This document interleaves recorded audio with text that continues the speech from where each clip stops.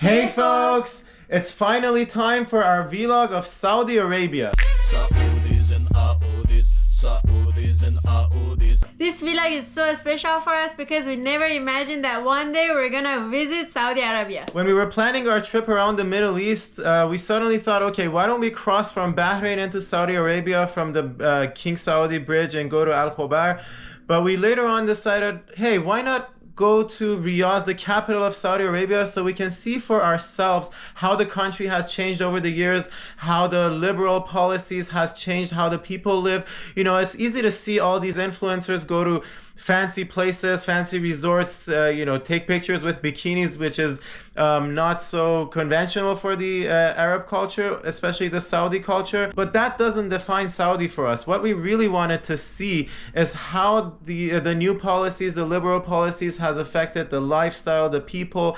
And we were also so curious to see how friendly they are to Iranians. I mean, we see a lot of vlogs from Americans and Europeans visiting Saudi Arabia and saying so much about their hospitality and how nice they are. But Iran, being a neighboring country with political tensions over the years with Saudi Arabia, which we don't care at all about, we wanted to see if that actually reflects in how people treat Iranians. And we were so impressed by everything we saw in this beautiful country. Join us on this special vlog and let's go and explore the capital of Saudi Arabia, Riyadh.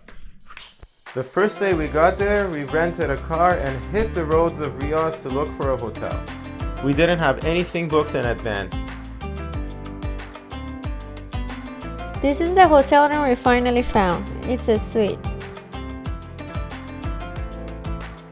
It has a decent bedroom. And we're glad that we at last found something. The first night, I randomly found this place called Riyadh Seasons to watch the Saudi Arabia against Mexico game on a big screen. I had no idea it would turn out to be the highlight of our trip. Jose?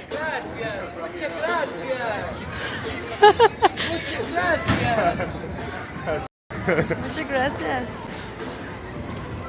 Riyadh Season is a huge theme park in Riyadh which has a section called Blvd World, which has replicas of many countries in the world. We went straight to watch the match, but afterwards we explored the park a bit, which we're going to show you right afterwards.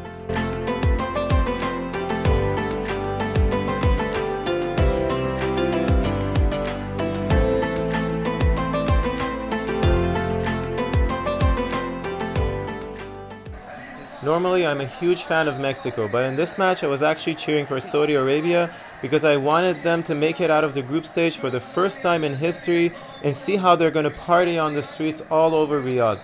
This would have been such a unique experience, but unfortunately it didn't turn out that way. Not only did Saudi Arabia lose, but even Mexico that won didn't make it to the next round. So it was a loss for me on both sides. But nevertheless, watching this match in this amazing atmosphere and vibe was a unique experience.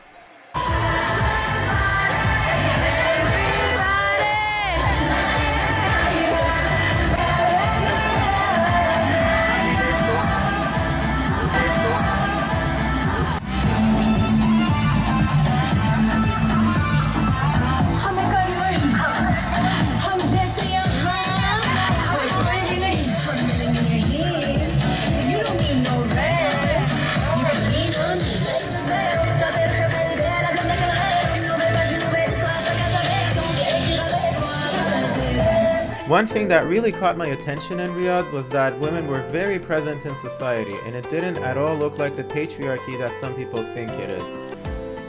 And despite the fact that women have only recently been allowed to drive cars, we saw quite a lot of women drivers on the streets. I'd say about 85% of the women still had very strict hijabs, but even though 15% didn't have it, it didn't seem at all like they were judged or looked funny at. It seems like the culture of respecting one another's beliefs has really settled into their society.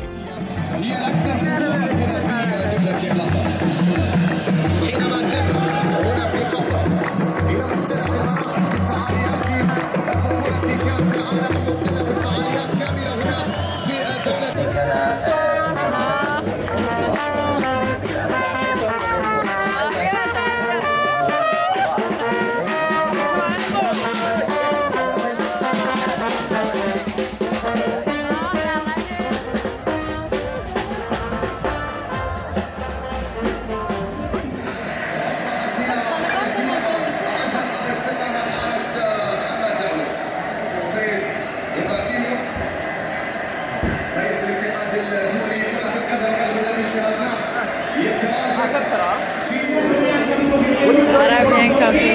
Iran. Arabian coffee. Hussein.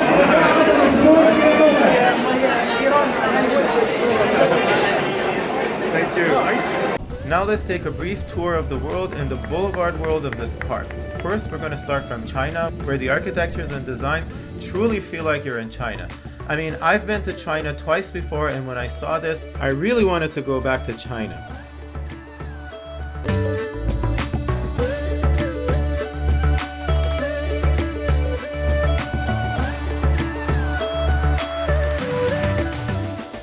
Now let's go to the Morocco section, where everything is designed so that you feel like you're walking in the back alleys of Morocco. This is the Greece section, which brings Santorini and all its white buildings right in front of your eyes.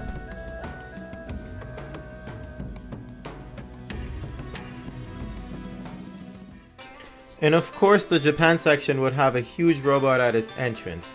The land of unseen technologies.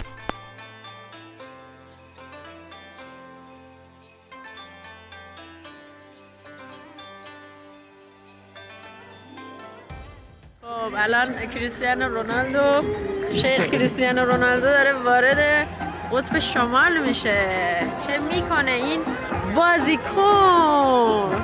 As we were walking in this park, since I was wearing a Portuguese national team uniform and an Arabic headscarf, the locals were very interested and kept coming forward and calling me Ronaldo, Ronaldo. After that, they'd imitate Ronaldo's famous after-goal expression of "Sí." And finally, they'd ask us where we were from. Now here's the interesting part. Since most of them thought we were Portuguese and they were excited that a Portuguese couple had traveled to Riyadh, I was very interested to see their reaction when we said that we were Iranians. What made me very happy and impressed was that most of them, when they realized we're Iranians, they still treated us very well and said, "Welcome to Riyadh." Many of them also wanted to take pictures with us. There were only one or two cases that when they realized that we're not Portuguese, they said, "Oh, okay," and continued on their way. But I attribute this to the fact that they were excited that a European has come to Riyadh and realized that we're just from the neighboring country. But all in all, it was a very pleasant experience to see all the kindness and friendly behavior of the people of Riyadh. Now let's continue with our world tour, where our next destination is India. It has so many Indian souvenirs and a replica of Taj Mahal, one of the 7 wonders of the world.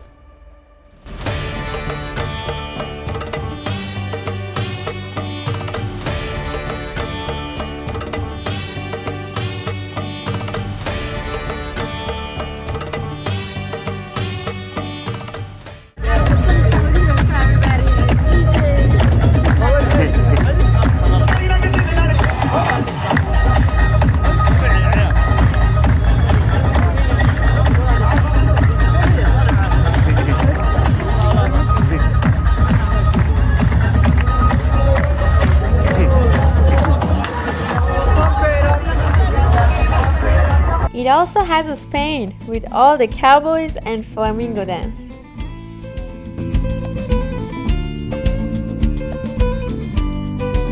This is the food court. It's a replica of Plaza Real in Barcelona.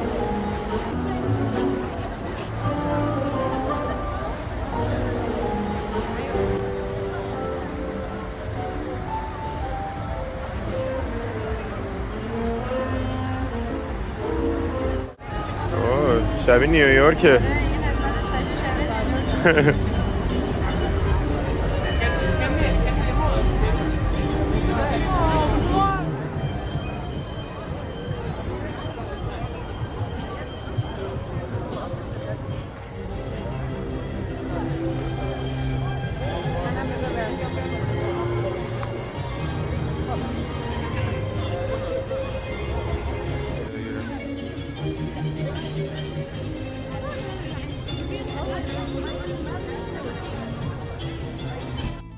The France section looks just like Champs-Élysées with all the brand stores and buildings.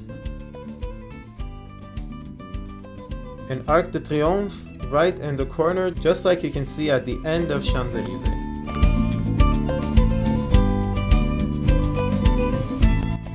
This was the end of an amazing night with lots of deep and memorable experiences.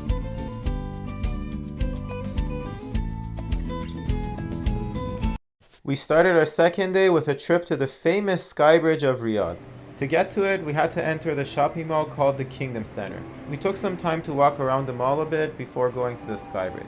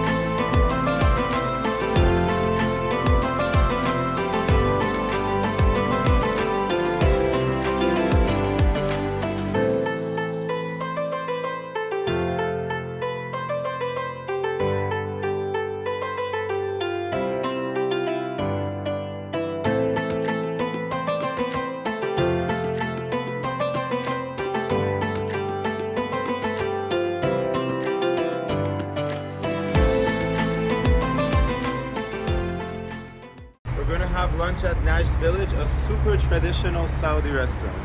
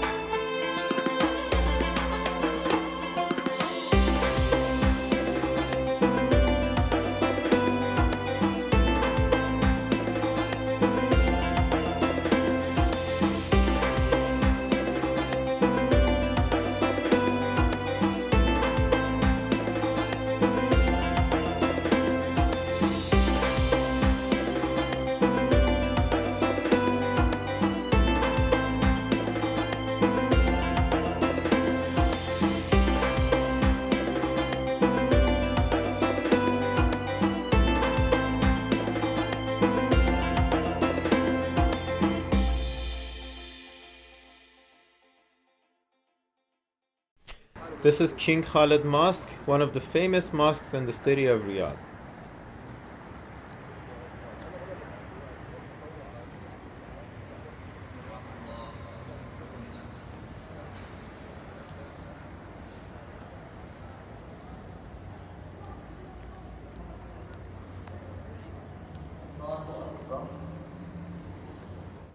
We're stepping into Albujeiri Heritage Park. It has a very traditional Arabic feel to it, and it's a historical town.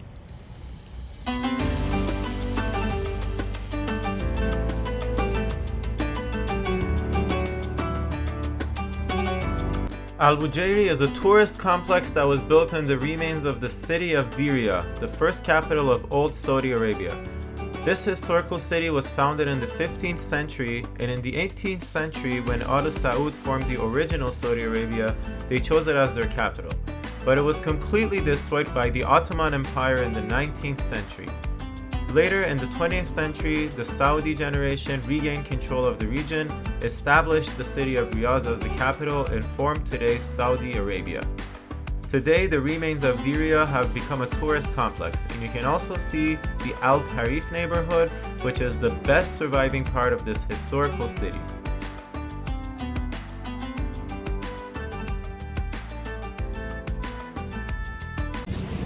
This is Masmak Fort, right next to the Souk Al-Zil, the market of Riyadh, the big famous market of Riyadh. And it has this nice square, which is a nice place to hang out on the evenings. Mesmek Castle has an important historical aspect for Saudi Arabia because when the early Saudi state was dissolved by the attack of the Ottoman Empire, the establishment of modern Saudi Arabia begins when Abdulaziz ibn Saud conquers this castle and removes it from the Rashid clan. From there, different tribes were united in 30 years, and today's Saudi Arabia was formed.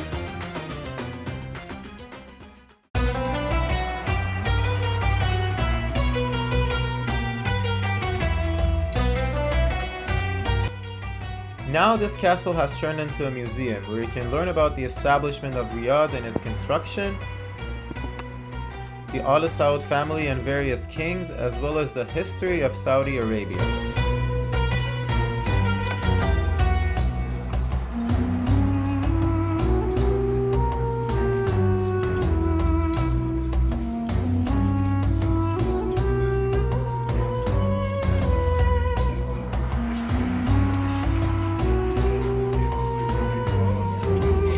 Part of the museum also has an exhibition of Arabic coffee.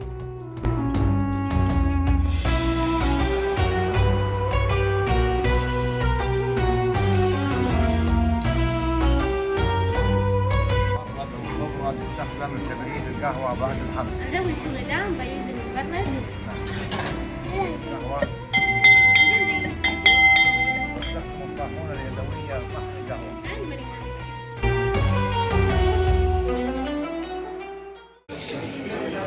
We found a traditional coffee shop here.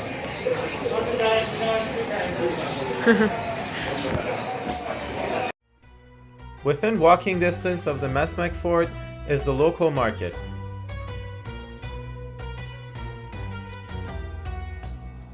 We went straight to the local market to experience the local vibe.